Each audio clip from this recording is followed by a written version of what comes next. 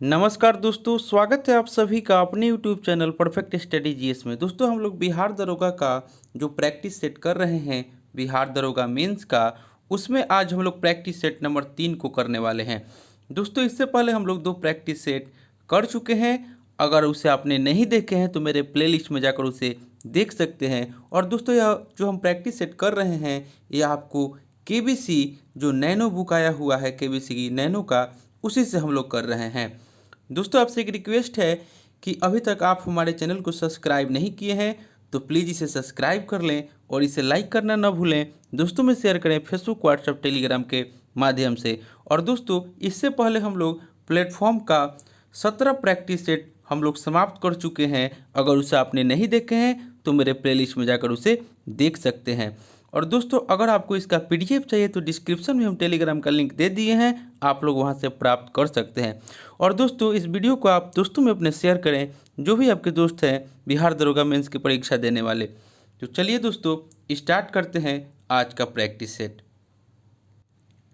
आज का पहला क्वेश्चन आपका हो जाएगा, कह रहा है कि इंसुलिन हार्मोन में पॉलीपेप्टाइड श्रृंखलाएं किस बंध के द्वारा जुड़ी होती है।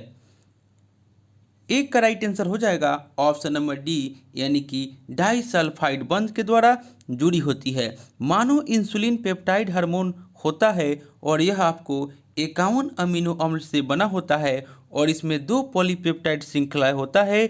एक पॉलीपेप्टाइड श्रृंखला में 21 अमीनो अम्ल होता है तथा दूसरे पॉलीपेप्टाइड श्रृंखला में 30 अमीनो अम्ल पाया जाता है और इन दोनों पॉलीपेप्टाइड श्रृंखला एक दूसरे के साथ डाइसल्फाइड बंध में बंधे होते हैं, यानी कि जुड़े रहते हैं। इसलिए इसका right answer option number D हो जाएगा, यानी कि एक का right answer option number D. Next हम लोग देख लेते हैं क्वेश्चन नंबर 2। कह रहा है कि डीएनए के एकल क्षारण युग्म के परिवर्तन को कहते हैं। 2 का राइट आंसर हो जाएगा ऑप्शन नंबर ए, इसे हम लोग बिंदु उत्परिवर्तन कहते हैं। डीएनए के एकल क्षारक युग्म में परिवर्तन को बिंदु परिवर्तन कहा जाता है। नेक्स्ट हम लोग देख लेते हैं क्वेश्चन नंबर 3 में कह रहा है कि जीव जो तापमान के व्यापक परास को सहन कर सकते हैं कहलाते हैं। 3 का राइट आंसर हो जाएगा ऑप्शन नंबर डी, उसे हम लोग पृथुतापी कहते हैं। पृथुतापी वैसे जीव जो तापमान के व्यापक परासर को सहन कर सकता है उसे पृथुतापी कहते हैं। इन्हें ताप जीवित प्राणी भी कहा जाता है। उदाहरण के लिए आपका हो जाएगा गाय, बैल, भैंस, बकरी इत्यादि। नेक्स्ट देख लेते हैं क्वेश्चन नंबर 4 में कह रहा है कि स्कर्वी नामक रोग किस विटामिन की कमी के कारण होता है। 4 का राइट आंसर हो जाएगा ऑप्शन नंबर सी, यानी कि विटामिन सी की कमी के कारण स्कर्वी रोग होता है। और ऑप्शन देख लेते हैं विटामिन ए। विटामिन ए के कारण रतौंधी ऑप्शन नंबर बी में दे रहा है विटामिन बी। विटामिन बी के कारण बेरी होता है। और vitamin D option number D में दे रहा है विटामिन डी। विटामिन डी के कारण रिकेट्स नामक बीमारी होता है। तो दोस्तों, आपको किसी भी क्वेश्चन में अगर डाउट लगता है तो आप उसे कमेंट करके पूछ सकते हैं। नेक्स्ट देख लेते हैं क्वेश्चन नंबर 5 में आपको कह रहा है कि निम्न में से कौन सा रोग थायराइड ग्रंथि से संबंधित नहीं है। 5 का राइट आंसर हो जाएगा ऑप्शन नंबर बी, एडिशन रोग। एडिशन रोग जो है आपको थायराइड ग्रंथि से संबंधित नहीं है। एडिशन की बीमारी एक खतरनाक और गंभीर बीमारी है। जब कोई इस बीमारी से पीड़ित होता है तो एल्डोस्टेरोन ग्रंथियों के खराब कामकाज के कारण एल्डोस्टेरोन और कोर्टिसोल जैसे हार्मोन की मात्रा तेजी से कम हो जाती है और समान रूप से कार्य करने के लिए एड्रिनल ग्रंथियों के उत्पादन वाले हार्मोन आवश्यक होते हैं, यानी कि ऑप्शन नंबर बी जो है इसका राइट आंसर हो जाएगा। नेक्स्ट देख लेते हैं क्वेश्चन नंबर 6। क्वेश्चन नंबर 6 में आपको कह रहा है कि आकाश नीला लगता है क्योंकि। 6 का राइट आंसर हो जाएगा ऑप्शन नंबर बी, यानी कि लघु तरंग दीर्घ तरंगों की अपेक्षा वायुमंडल के द्वारा अधिक प्रकीर्ण होती है। ऑप्शन नंबर बी जो है इसका राइट आंसर हो जाएगा। नेक्स्ट देख लेते हैं क्वेश्चन नंबर 7 में कह रहा है कि अति चालक का लक्षण है। अति चालक का लक्षण है। 7 का राइट आंसर हो जाएगा ऑप्शन नंबर ए, यानी कि उच्च प्रागम्यता जो है वह अति चालक का लक्षण है। Option number A right answer हो जाएगा। नेक्स्ट देख लेते हैं प्रश्न संख्या 8। 8 में कह रहा है कि जल से बाहर निकाल लिए जाने पर मछलियाँ मर जाती है, क्योंकि 8 का राइट आंसर हो जाएगा ऑप्शन नंबर सी, क्योंकि वे श्वास नहीं ले पाती, यानी कि ऑप्शन नंबर सी जो है इसका राइट आंसर हो जाएगा। और मछलियाँ जो है वह आपको गिल्स के द्वारा सांस लेती है। किसके द्वारा? तो गिल्स के द्वारा सांस लेती है, और उनमें हमारी तरह फेफड़े नहीं होते और न ही वे हमारी तरह नाक से सांस लेती है। मछलियाँ सांस लेने के लिए मुंह में पानी लेती है और यह पानी गलफड़ों से होता हुआ बाहर निकल जाता है, यानी कि 8 का right answer option number C हो जाएगा। वह श्वास नहीं ले पाती। नेक्स्ट हम लोग देख लेते हैं प्रश्न संख्या 9 में आपको कह रहा है कि जैव विविधता शब्द किसने दिया। 9 का राइट आंसर हो जाएगा ऑप्शन नंबर सी, यानी कि वाल्टर रोजन। वाल्टर रोजन ने जैव विविधता शब्द दिया। जैव विविधता शब्द का प्रयोग सर्वप्रथम वाल्टर जी रोजेन ने 1985 में किया था।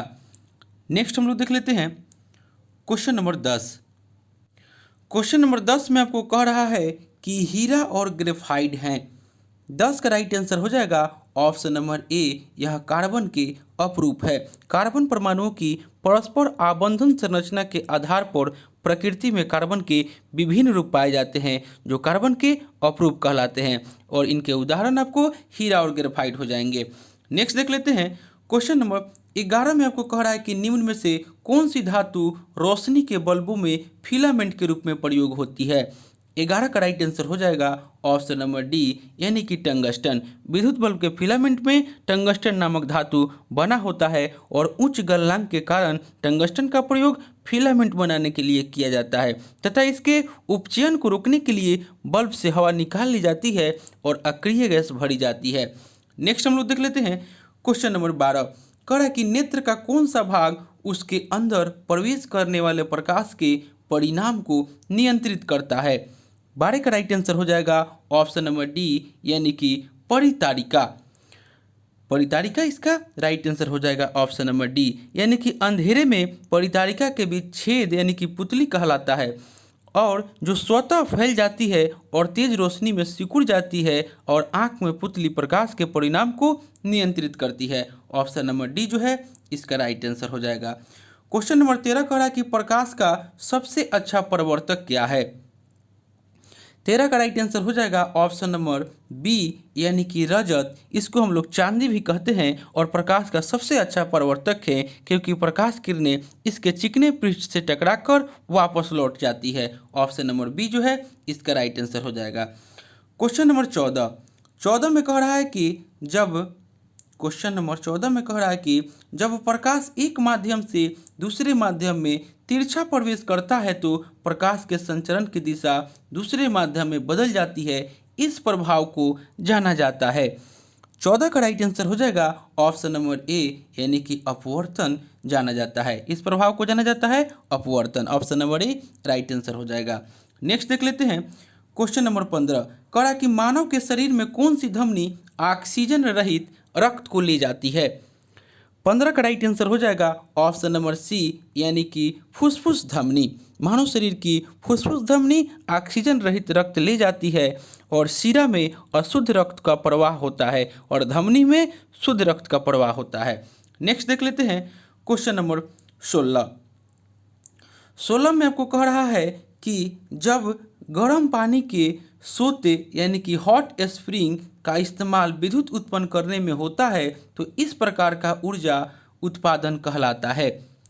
16 का राइट आंसर हो जाएगा ऑप्शन नंबर सी, यानी कि इस प्रकार की ऊर्जा को भू ऊष्मीय ऊर्जा कहते हैं, यानी कि option number C right answer हो जाएगा। क्वेश्चन नंबर 17 कह रहा है कि हीरे का निरपेक्ष अपवर्तनांक सूचकांक, यानी कि हीरे का अपवर्तनांक आपको पूछ रहा है। 17 का राइट आंसर हो जाएगा ऑप्शन नंबर सी, यानी कि 2.42 जो है वह हीरे का आपका अपवर्तनांक यानी कि अपवर्तनांक है। Option number C right answer हो जाएगा। नेक्स्ट देख लेते हैं क्वेश्चन नंबर 18 कह रहा है कि निम्नलिखित में से किसने विद्युत चुंबकीय प्रेरण की खोज की। 18 का राइट आंसर हो जाएगा ऑप्शन नंबर बी, यानी कि फैराडे ने विद्युत चुंबकीय प्रेरण की खोज की और इन्होंने आपको विद्युत चुंबकीय प्रेरण की खोज 1931 में की थी। नेक्स्ट देख लेते हैं क्वेश्चन नंबर 19। कह रहा है कि निम्नलिखित में से कौन सी ऊष्मा की इकाई नहीं है। 19 का राइट आंसर हो जाएगा ऑप्शन नंबर डी, फोन जो है यह आपको ऊष्मा की इकाई नहीं है। फोन जो है ध्वनि या शोर की प्रबलता स्तर की इकाई है। कैलोरी, BTU और जूल जो है यह आपको ऊष्मा की इकाई है। नेक्स्ट देख लेते हैं क्वेश्चन नंबर 20। 20 में आपको कह रहा है कि निम्नलिखित युग्मों में से कौन सही सुमेलित नहीं है। मरुस्थल है और देश है, आपको बताना है कि इसमें से कौन सही सुमेलित नहीं है। 20 का राइट आंसर हो जाएगा ऑप्शन नंबर डी, यानी कि गिब्सन जो ब्राजील दे रहा है यह आपका सही सुमेलित नहीं है। गिब्सन रेगिस्तान पश्चिमी ऑस्ट्रेलिया के विशाल मरुस्थल के मध्य स्थित है और सोनोरन जो है संयुक्त राज्य अमेरिका, तकलामकान चीन और काराकुम जो है वह तुर्कमेनिस्तान में है। Option number D right answer हो जाएगा। नेक्स्ट देख लेते हैं क्वेश्चन नंबर 21 में आपको कह रहा है कि स्वेज नहर के बन जाने के पश्चात भारत और यूरोप के मध्य की सामुद्रिक दूरी में कितनी कमी आई है। 21 का राइट आंसर हो जाएगा ऑप्शन नंबर बी, यानी कि 7000 किलोमीटर की आपको कमी आई है। और स्वेज नहर जो है वह लाल सागर और भूमध्य सागर को संबंध करने वाली एक नहर है, स्वेज नहर। नेक्स्ट हम लोग देख लेते हैं क्वेश्चन नंबर 22 में आपको कह रहा है कि मैक मोहन रेखा सीमा रेखा बनाती है। 22 का राइट आंसर हो जाएगा ऑप्शन नंबर ए, यह भारत और चीन के बीच सीमा रेखा बनाती है। नेक्स्ट देख लेते हैं क्वेश्चन नंबर 23। कह रहा है कि निम्नलिखित नदियों में से किसके मुहाने पर पक्षी के पंजे की आकृति वाला डेल्टा बनता है। 23 का राइट आंसर हो जाएगा ऑप्शन नंबर डी, यानी कि मिसिसिपी इसका राइट आंसर हो जाएगा। नदियों में किसके मुहाने पर पक्षी के पंजे की आकृति वाला डेल्टा बनता है, तो मिसिसिपी के, यानी कि option number D right answer हो जाएगा। नेक्स्ट देख लेते हैं क्वेश्चन नंबर 24। कह रहा कि भारत के निम्नलिखित राज्यों में से किसकी तटरेखा सबसे लंबी है। 24 का राइट आंसर हो जाएगा ऑप्शन नंबर डी, यानी कि गुजरात की जो तटरेखा है वो आपको सबसे लंबी है, यानी कि ऑप्शन नंबर डी जो है इसका राइट आंसर हो जाएगा। नेक्स्ट देख लेते हैं 24 का राइट आंसर हो जाएगा option number D, Gujarat. Question number 25 में आपको कह रहा है कि भारत की निम्नलिखित नदियों में कौन पश्चिमी घाट से नहीं निकलती है। 25 का राइट आंसर हो जाएगा ऑप्शन नंबर बी, यानी कि ताप्ती जो है वह आपको पश्चिमी घाट से नहीं निकलती है। ताप्ती नदी मध्य प्रदेश के मुल्ताई नगर यानी कि बैतूल जिला से निकलती है और यहाँ की गावलगढ़ पहाड़ी जो कि केंद्रीय दक्कन के पठार में स्थित है से निकलकर लगभग 724 किलोमीटर दूर अरब सागर में गिरती है। नेक्स्ट देख लेते हैं क्वेश्चन नंबर 26 में आपको कह रहा है कि निम्नलिखित राज्यों में कौन इलायची एवं काली मिर्च का सबसे बड़ा उत्पादक है। 26 का राइट आंसर हो जाएगा ऑप्शन नंबर सी, यानी कि केरल। भारत मसाला उत्पादों के मामले में दुनिया में सबसे बड़ा उत्पादक, उपभोक्ता और निर्यातक है। देश में मसालों का वार्षिक उत्पादन जो होता है वह आपको 4.14 मिलियन टन है। नेक्स्ट देख लेते हैं क्वेश्चन नंबर 27 में आपको पर्वत है और पर्वत दर्रा है और राज्य है, इसमें से बताना है कि कौन सही सुमेलित नहीं है। 27 का राइट आंसर हो जाएगा ऑप्शन नंबर सी, यानी कि नाथुला जो मेघालय दे रहा है यह आपका सही नहीं है। शिपकिला दर्रा हिमाचल प्रदेश, बामडीला दर्रा अरुणाचल प्रदेश और जोजिला दर्रा जम्मू कश्मीर सही है। लेकिन जो आपको नाथुला दर्रा जो दे रहा है मेघालय, यह आपको सिक्किम में है नाथुला दर्रा। नेक्स्ट देख लेते हैं क्वेश्चन नंबर 28 में आपको कह रहा है कि निम्न में से कौन सबसे बड़ा पठार है। 28 का राइट आंसर हो जाएगा ऑप्शन नंबर सी, यानी कि कोलोराडो जो है वह सबसे बड़ा पठार है। नेक्स्ट देख लेते हैं, यानी कि ऑप्शन नंबर सी जो है इसका राइट आंसर हो जाएगा। 29 में कह रहा है कि भारत का सर्वाधिक गहराई वाला बंदरगाह है। 29 का राइट आंसर हो जाएगा ऑप्शन नंबर सी, पारादीप जो है वह भारत का सर्वाधिक गहराई वाला बंदरगाह है। यानी कि किसी बंदरगाह की न्यूनतम गहराई द्वारा ही यह निर्धारित किया जा सकता है कि उस बंदरगाह पर अधिकतम कितनी लंबाई के पोतों का संचालन संभव हो सकता है। और आपको विकल्प में दिए गए बंदरगाहों को न्यूनतम गहराई जो हो जाएगा आपको, यानी कि पारादीप जो है वह आपको भारत का सर्वाधिक गहराई वाला बंदरगाह है। और पारादीप का जो हो जाएगा 17.1 मीटर आपको इसकी गहराई हो जाएगा, 17.1 मीटर। नेक्स्ट देख लेते हैं क्वेश्चन नंबर 30। कह रहा है कि निम्न में कौन सा विशालतम हिमनद है। 30 का राइट आंसर हो जाएगा ऑप्शन नंबर डी, यानी कि सियाचिन जो है वह आपको विशालतम हिमनद है, Siachen, option number D right answer हो जाएगा। नेक्स्ट देख लेते हैं क्वेश्चन नंबर 31। कह रहा है कि निम्नलिखित शैल क्रमों में से कौन भारत का 90% से अधिक कोयला प्रदान करता है। 31 का राइट आंसर हो जाएगा ऑप्शन नंबर डी, यानी कि गोंडवाना क्रम। गोंडवाना कोयला 3 भूवैज्ञानिक शैल समूहों यथा कर हर वारिस, बराकर और रानीगंज से संबंधित है और भारत के 113 कोयला क्षेत्रों में से 80 निचले गोंडवाना काल से संबंध है और देश के 90% कोयला भंडार और उत्पादन में गोंडवाना कोयला का योगदान है, यानी कि ऑप्शन नंबर डी जो है इसका राइट आंसर हो जाएगा। क्वेश्चन नंबर 32 में सूची 1 और सूची 2 को मिलान करना है, जो कि आपको थोड़ा सा बड़ा क्वेश्चन दिया हुआ है, इसे छोटा कर देते हैं। सूची 1 और सूची 2 को मिलान करना है, इसमें क्षेत्र है और उसका स्थानांतरित दिया हुआ है। 32 का राइट आंसर हो जाएगा ऑप्शन नंबर ए, यानी कि पश्चिमी घाट जो है वह आपको हो जाएगा कुमारी। उसके बाद दक्षिण पूर्वी राजस्थान जो है वह वालतरे हो जाएगा। उसके बाद उत्तरी पूर्वी भारत जो है वह झूम हो जाएगा और मध्य प्रदेश तथा छत्तीसगढ़ डाहिया हो जाएगा, यानी कि ऑप्शन नंबर ए इसका राइट आंसर हो जाएगा। यह आपको कृषि पद्धति में जनजातियों द्वारा जंगल को साफ करके खेती की जाती है और उस स्थान की उर्वरता समाप्त होने पर दूसरे स्थान पर यही प्रक्रिया पुनः अपनाई जाती है। और उत्तर पूर्वी राज्यों के पहाड़ी क्षेत्रों में से झूम, उड़ीसा में पोंडू, डाबी, कोमनिया, बिंगा, पश्चिमी घाटी में कुमारी और दक्षिण पूर्व राजस्थान में वालतरे और मध्य प्रदेश में छत्तीसगढ़ में पेंडा, बिबाड़िया, डाहिया और डेम्पा नाम प्रचलित है, यानी कि आपको यह जितना भी दिया हुआ है यह आपको स्थानांतरित कृषि पद्धति है, यानी कि ऑप्शन नंबर ए इसका राइट आंसर हो जाएगा। क्वेश्चन नंबर 33, इसमें भी दे रहा है सूची 1 और सूची 2 को मिलान करना है। एम एल्युमिनियम कंपनी है और इसका स्थिति है। 33 का राइट आंसर हो जाएगा ऑप्शन नंबर बी, यानी कि बाल्को जो है वह आपको कोरबा में है। उसके बाद हिंडाल्को जो है वह आपको है रेणुकूट, यानी कि ऑप्शन नंबर 4। और इंडियन एल्युमिनियम कंपनी जो है वह आपको हीराकूट में है, हीराकूड। और नाल्को जो है वह आपको कोरापुट में है। फिर एक बार हम बता देते हैं, बाल्को यानी कि 33 का right answer option number B, यानी कि बाल्को जो है वह आपको कोरबा में है। उसके बाद हिंडाल्को जो है वह रेणुकूट में है, यानी कि ऑप्शन नंबर 4। उसके बाद इंडियन एल्युमिनियम कंपनी जो है वह आपको हीराकूड में है, यानी कि ऑप्शन नंबर 1। उसके बाद नाल्को जो है वह आपको कोरापुट में है, यानी कि 33 का right answer option number B हो जाएगा। नेक्स्ट देख लेते हैं क्वेश्चन नंबर 34 में आपको कह रहा है कि ब्राज़ील में विशाल कहवा बागानों को कहा जाता है।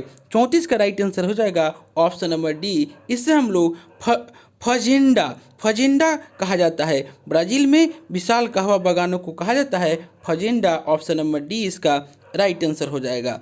नेक्स्ट हम लोग देख लेते हैं क्वेश्चन नंबर 35 में आपको कह रहा है कि निम्नलिखित युग्मों में कौन सही सुमेलित नहीं है। 35 का राइट आंसर हो जाएगा ऑप्शन नंबर डी, यानी कि मालदीव के मलाबो जो दे रहा है यह आपका सही सुमेलित नहीं है। मालदीव की राजधानी माले है, गिनी बिसाऊ की राजधानी बिसाऊ, ताइवान के ताइपेई और निकारागुआ के मानागुआ, यानी कि ऑप्शन नंबर डी जो है इसका राइट आंसर माफ़ कीजिएगा 35 का right answer option number D हो जाएगा। नेक्स्ट देख लेते हैं क्वेश्चन नंबर 36 में कह रहा है कि तंजौर के राजराजेश्वर शिव मंदिर का निर्माण किसने करवाया। 36 का राइट आंसर हो जाएगा ऑप्शन नंबर ए, यानी कि राजराज प्रथम ने। तंजौर के राजराजेश्वर या बृहदेश्वर मंदिर तमिलनाडु के तंजौर में स्थित एक हिंदू मंदिर है, जो कि 11वीं शताब्दी के आरंभ में राजराज प्रथम यानी कि राजराज चोल प्रथम ने बनवाया था। और इस मंदिर को पूर्व बुटेश्वर कोविल भी कहा जाता है और यह मंदिर पूरी तरह से ग्रेनाइट निर्मित है। नेक्स्ट हम लोग देख लेते हैं 36 का राइट आंसर हो जाएगा ऑप्शन नंबर ए, यानी कि राजराज प्रथम। नेक्स्ट देख लेते हैं क्वेश्चन नंबर 37 कह रहा है कि हड़प्पा के लोग किस धातु का उपयोग नहीं जानते थे। 37 का राइट आंसर हो जाएगा ऑप्शन नंबर डी, यानी कि लोहा का उपयोग नहीं जानते थे। नेक्स्ट देख लेते हैं क्वेश्चन नंबर 38। कह रहा कि निम्नलिखित में से किसने सांप्रदायिक पंचाट की घोषणा की। 38 का राइट आंसर हो जाएगा ऑप्शन नंबर सी, यानी कि रेमजे मैकडोनाल्ड। 16 अगस्त 1932 को ब्रिटिश प्रधानमंत्री रेमजे मैकडोनाल्ड ने सांप्रदायिक पंचाट या सांप्रदायिक निर्णय की घोषणा की, और यह अंग्रेजों के द्वारा भारत में अपनाई गई फूट डालो और राज करो की नीति का एक अन्य उदाहरण था, यानी कि option number C right answer हो जाएगा। नेक्स्ट हम लोग देख लेते हैं 39 में कह रहा है कि आयुर्वेद के महान विद्वान चरक किसके शासनकाल से संबंधित थे। 39 का राइट आंसर हो जाएगा ऑप्शन नंबर बी, यह आपको कनिष्क के शासनकाल से संबंधित थे, और औषधि शास्त्र पर उसकी महत्वपूर्ण पुस्तक चरक संहिता है। नेक्स्ट देख लेते हैं क्वेश्चन नंबर 40। कह रहा कि उलगुलान विद्रोह किससे जुड़ा था। उलगुलान विद्रोह किससे जुड़ा था। 40 का राइट आंसर हो जाएगा ऑप्शन नंबर डी, यह आपको बिरसा मुंडा से जुड़ा था। सन 1893 से लेकर के 1900 ईस्वी के बीच तत्कालीन बिहार के मुंडा आदिवासियों ने पारंपरिक जमींदारी भूमि व्यवस्था में परिवर्तन किए जाने के खिलाफ बिरसा मुंडा के नेतृत्व में विद्रोह कर दिया, और बिरसा मुंडा को उलगुलान के नाम से जाना गया। नेक्स्ट हम लोग देख लेते हैं क्वेश्चन नंबर 41। कह रहा है कि भारत में रोमन व्यापारियों की बस्ती के अवशेष किस स्थान से मिले हैं। 41 का राइट आंसर हो जाएगा ऑप्शन नंबर डी, यानी कि अरिकमेडु से मिले हैं। नेक्स्ट देख लेते हैं क्वेश्चन नंबर 42 में आपको कह रहा है कि न्यूमिस्मेटिक्स क्या है। 42 का राइट आंसर हो जाएगा ऑप्शन नंबर बी, यानी कि सिक्कों का अध्ययन। नेक्स्ट देख लेते हैं क्वेश्चन नंबर 43।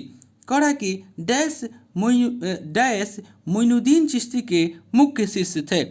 43 का राइट आंसर हो जाएगा ऑप्शन नंबर बी, यानी कि निजामुद्दीन औलिया जो थे वह मोइनुद्दीन चिश्ती के मुख्य शिष्य थे। Option number B right answer हो जाएगा।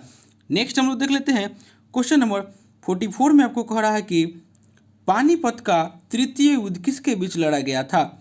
44 का राइट आंसर हो जाएगा ऑप्शन नंबर डी, यानी कि अफगान एवं मराठा के बीच लड़ा गया था, और पानीपत का तृतीय युद्ध जो हुआ था वह 14 जनवरी 1761 ईस्वी को आपको हुआ था, और पानीपत के तृतीय युद्ध के समय पेशवा बालाजी बाजीराव थे।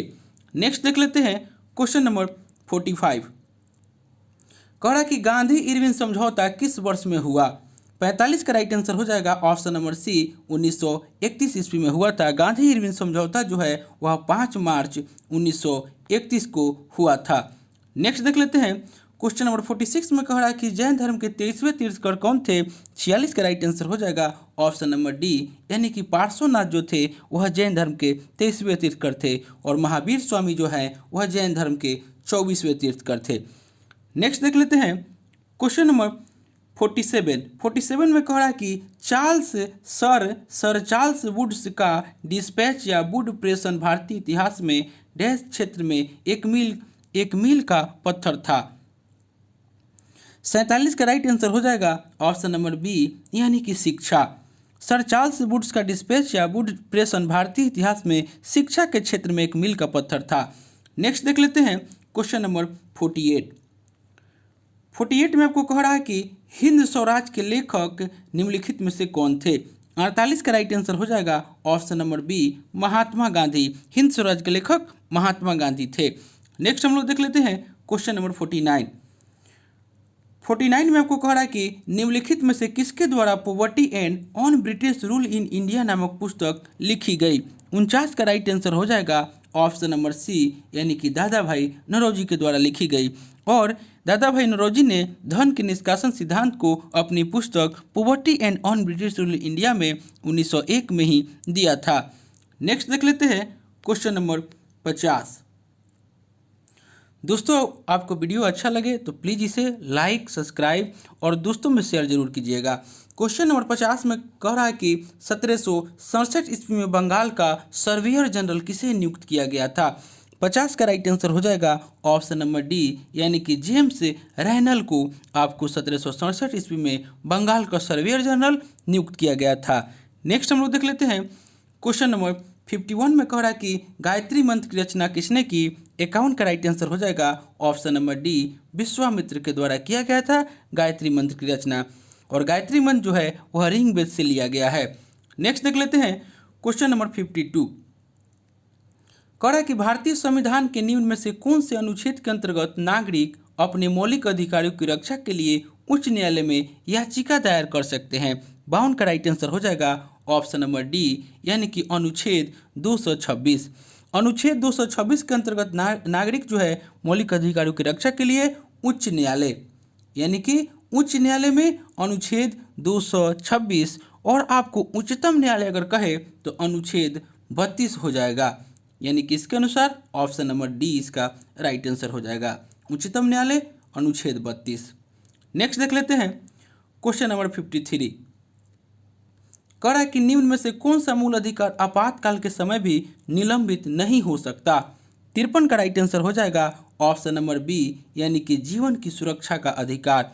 राष्ट्रीय आपातकाल के समय अनुच्छेद 20 और अनुच्छेद 21 द्वारा प्रदान किए गए मौलिक अधिकार समाप्त नहीं होते तथा अनुच्छेद 19 के तहत प्रदान किए गए मौलिक अधिकार केवल युद्ध अथवा बाहरी आक्रमण के आधार पर आपातकाल की उद्घोषणा के दौरान निलंबित रहते हैं, और वृत्तीय आपातकाल तथा राष्ट्रपति शासन के दौरान मूल अधिकार निलंबित नहीं होते हैं।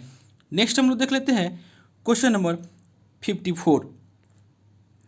कह रहा है कि मौलिक कर्तव्यों को निर्धारित किया गया है। 54 का राइट आंसर हो जाएगा ऑप्शन नंबर सी, यानी कि 42वें संविधान संशोधन के द्वारा। मूल भारतीय संविधान में नागरिकों के मूल कर्तव्यों का कोई उल्लेख नहीं था, और संविधान पुनरीक्षण हेतु गठित स्वर्ण सिंह समिति की रिपोर्ट के आधार पर संविधान के आपको 42वें संशोधन 1976 के द्वारा आपको संविधान के भाग 4 के क अनुच्छेद 51 के क को जोड़कर 10 मूल कर्तव्यों को समावेश किया गया। ऑप्शन नंबर सी इसका राइट आंसर हो जाएगा। नेक्स्ट देख लेते हैं क्वेश्चन नंबर 55 में कह रहा है कि भारतीय नागरिकों के मौलिक अधिकारों का वर्णन है। 55 का राइट आंसर हो जाएगा ऑप्शन नंबर ए, यानी कि संविधान के अनुच्छेद 12 से 35 तक में, और मौलिक अधिकार जो है संविधान के भाग 3 में है। नेक्स्ट देख लेते हैं क्वेश्चन नंबर 56। क्वेश्चन नंबर 56 में कह रहा है कि पंचायती राज विषय है। 56 का राइट आंसर हो जाएगा ऑप्शन नंबर सी, यानी कि राज्य की सूची पर। पंचायती राज विषय राज्य सूची में आता है, और 73वें संविधान संशोधन 1992 के द्वारा भाग 9 को संविधान में जोड़ा गया, और इसमें अनुच्छेद 243 से लेकर के 243 के ओ तक के प्रावधानों को शामिल किया गया है, और पंचायती राज संविधान की 7वीं अनुसूची के अंतर्गत उल्लेखित है। नेक्स्ट देख लेते हैं क्वेश्चन नंबर, यानी कि 56 का राइट आंसर हो जाएगा ऑप्शन नंबर सी। नेक्स्ट देख लेते हैं क्वेश्चन नंबर 57 में कह रहा है कि भारतीय संविधान में कौन सा मूल अधिकार मानव की दुर्व्यापार को निर्दिष्ट करता है। 57 का राइट आंसर हो जाएगा ऑप्शन नंबर ए, यानी कि शोषण के विरुद्ध अधिकार। भारतीय संविधान में शोषण के विरुद्ध अधिकार अनुच्छेद 23 में वर्णित एक मौलिक अधिकार है, और मानव के दुर्व्यापार और बलात्श्रम का प्रतिषेध किया गया है, और इसमें किसी व्यक्ति की खरीद बिक्री, बेगारी तथा इसी प्रकार का अन्य जबरदस्ती लिया हुआ श्रम निषिद्ध ठहराया गया है। इसका उल्लंघन विधि के अनुसार दंडनीय अपराध है। ऑप्शन नंबर ए इसका राइट आंसर हो जाएगा।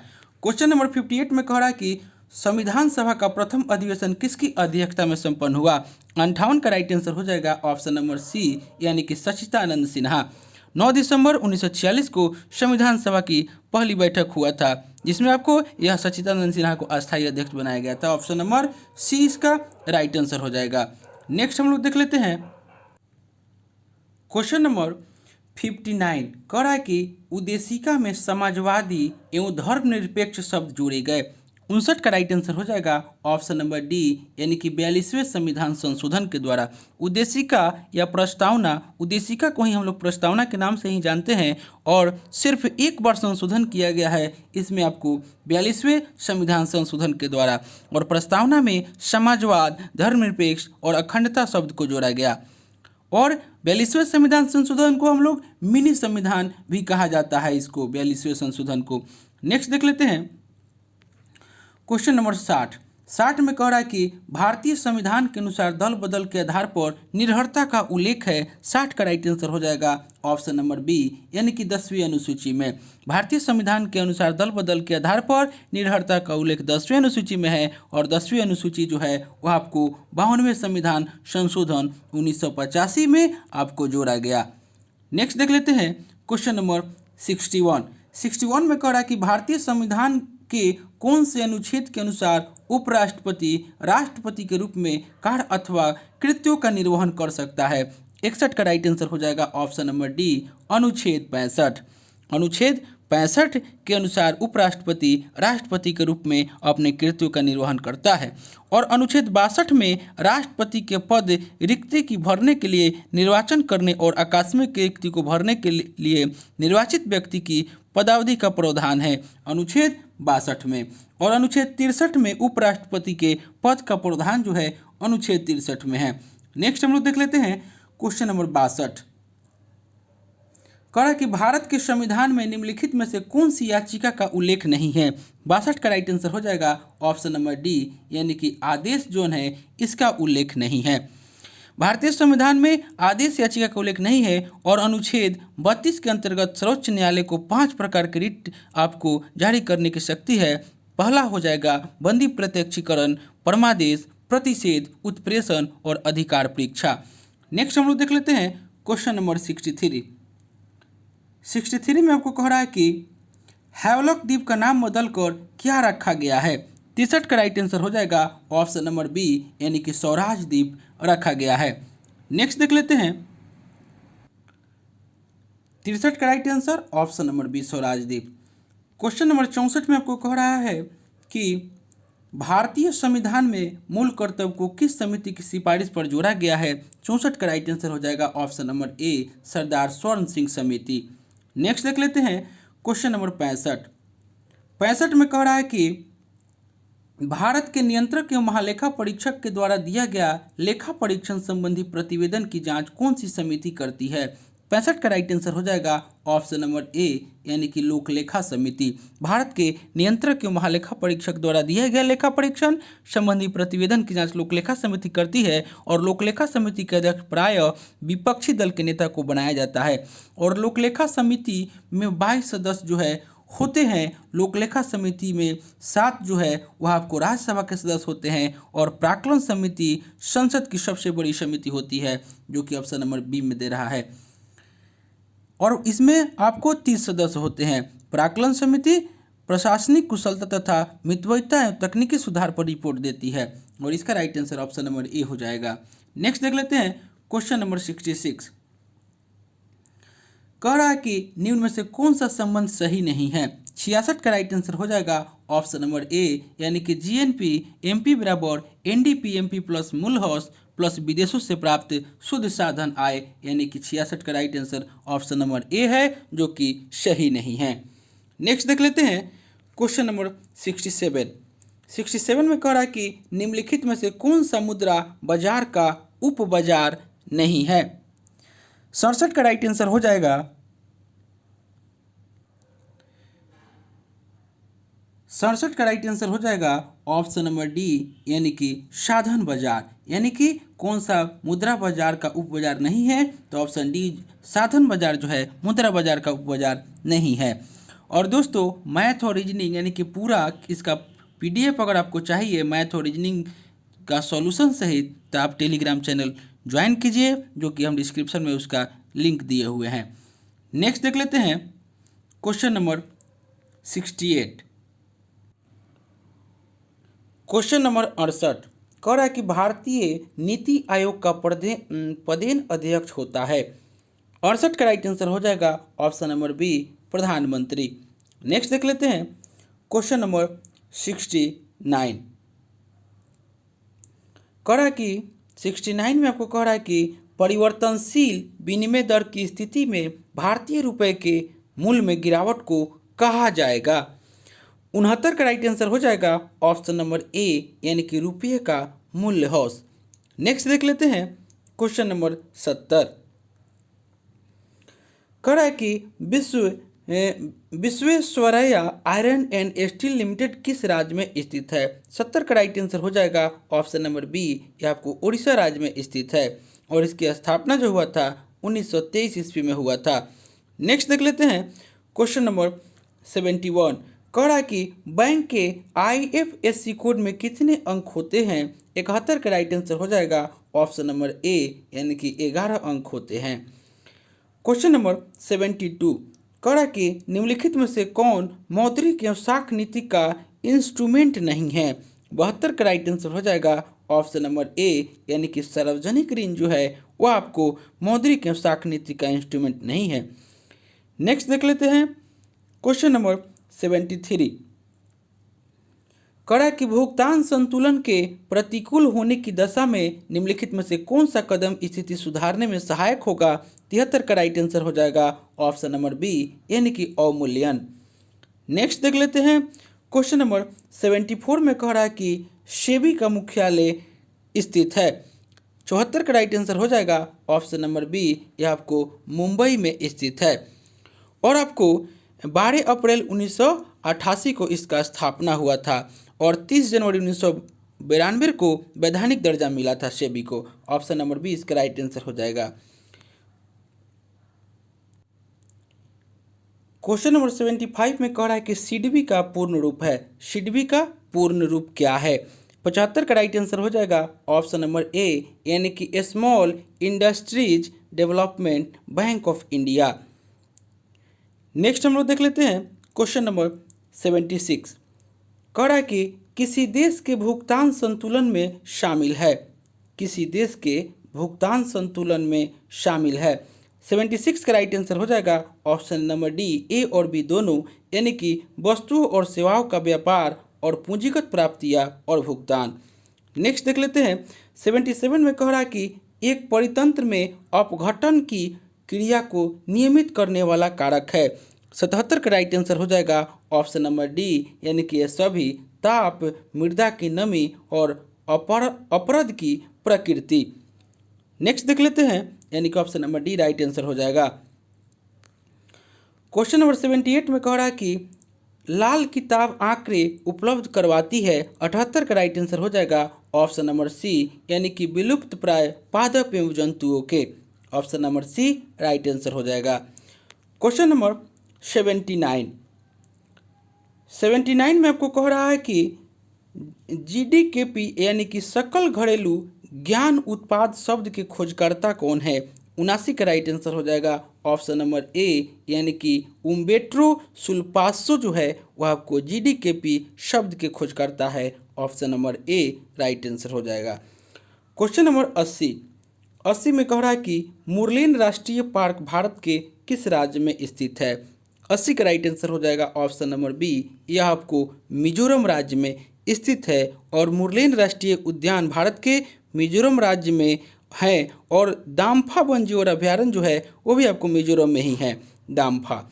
नेक्स्ट हम लोग देख लेते हैं क्वेश्चन नंबर 81 में कह रहा है कि भारत के डैश राज्य में हॉर्नबिल फेस्टिवल का आयोजन किया गया। 81 का राइट आंसर हो जाएगा ऑप्शन नंबर ए, यानी कि नागालैंड में किया गया। नेक्स्ट देख लेते हैं क्वेश्चन नंबर 81, यानी कि यह आपको जो 81 जो था यह आपको अंतिम क्वेश्चन था। 81 का right answer option number A Nagaland. तो दोस्तों यह प्रैक्टिस सेट जो हम लेकर आए थे यह आपको बिहार दरोगा मेंस का प्रैक्टिस सेट नंबर जो था यह 3 था। इससे पहले दोस्तों हम लोग 2 प्रैक्टिस सेट कर चुके हैं। अगर उसे आपने नहीं देखे हैं तो मेरे प्लेलिस्ट में जाकर उसे देख सकते हैं। दोस्तों आप मेरे चैनल पर नए हैं तो प्लीज़ इसे सब्सक्राइब कर लें और इसे लाइक करना ना भूलें। दोस्तों में शेयर करें फेसबुक, व्हाट्सएप, टेलीग्राम के माध्यम से। और दोस्तों इससे पहले हम लोग बिहार दरोगा मेंस का प्लेटफॉर्म बुक का 17 प्रैक्टिस सेट कर चुके हैं। अगर उसे आपने नहीं देखे हैं तो मेरे प्लेलिस्ट में जाकर उसे देख सकते हैं। और दोस्तों अगर आपको इसका PDF चाहिए तो डिस्क्रिप्शन में हम टेलीग्राम का लिंक दे दिए हैं, आप लोग वहां से प्राप्त कर सकते हैं। तो चलिए दोस्तों मिलते हैं नेक्स्ट वीडियो में, तब तक के लिए धन्यवाद।